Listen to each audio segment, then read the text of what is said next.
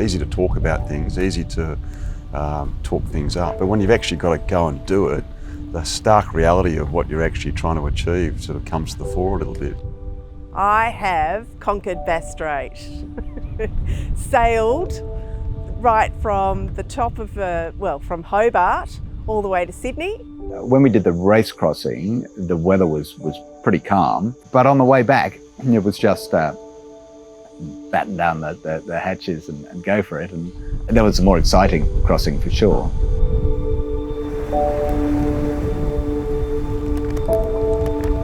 Sailing down to Hobart is difficult, but you've got to come back. And I think people often forget about that part of the journey.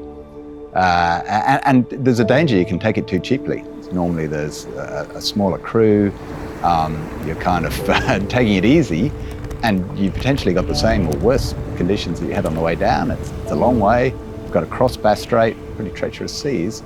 So yeah, you can definitely come a cropper on the way back.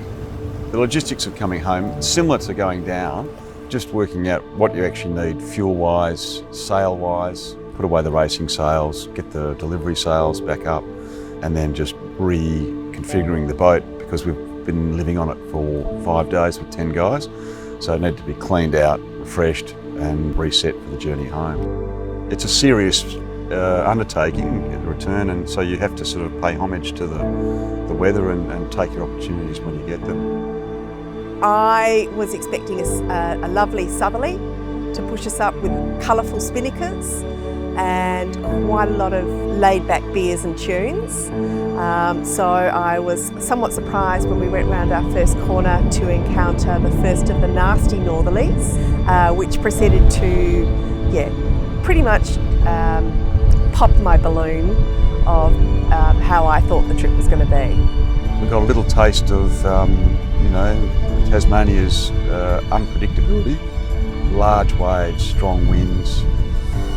We were going to stay the night in Port Arthur, and just going in there were a collection of really steep, sharp waves that we were surfing down, and they stood up very tall, and we were in danger of being pooped at one stage. So yeah, it took us by surprise.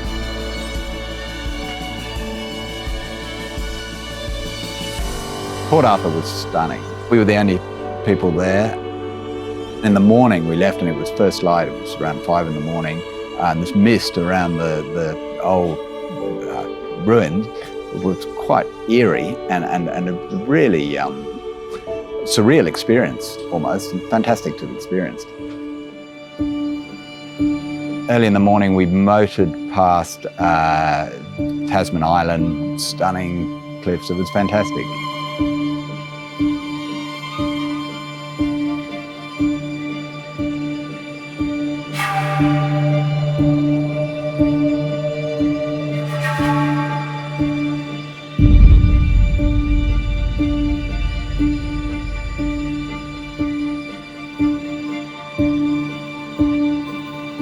We turned the corner north, the wind came up, we beat up the coast and sheltered in behind the Frayne Peninsula. It was a beautiful anchorage.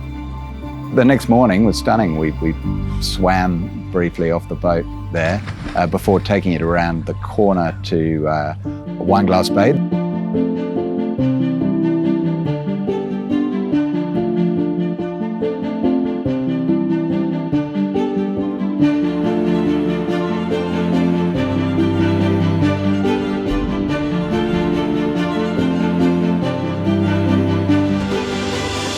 We went for it then. The weather was a bit weird. There were really strong, hot westerlies that would come in bursts, and you could smell the land and the dust.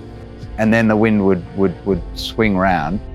That evening, we were off kind of the top northeast corner of Tasmania, beating through the night, and then dawn saw us into Bass Strait. And by that time, the wind had seriously got up and was reaching gale force.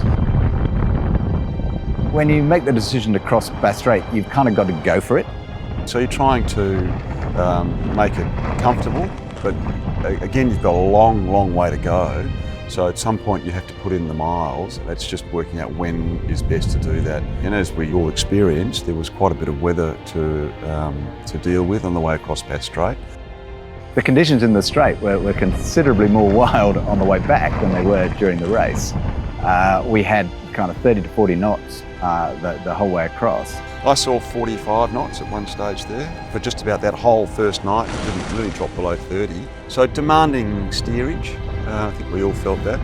But we were rigged up for it, and I felt very comfortable with the boat.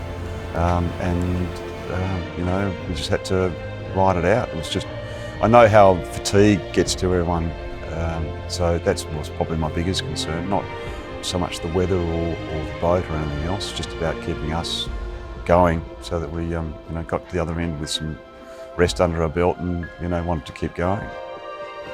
We achieved Bass Strait under sail. I feel enormously proud of that. And then down the east coast, really quite bizarre. Some nice breezes initially, and then something I've never seen before, almost 2 days of no wind. I think we saw nothing more than 4.5 knots from Ulladulla.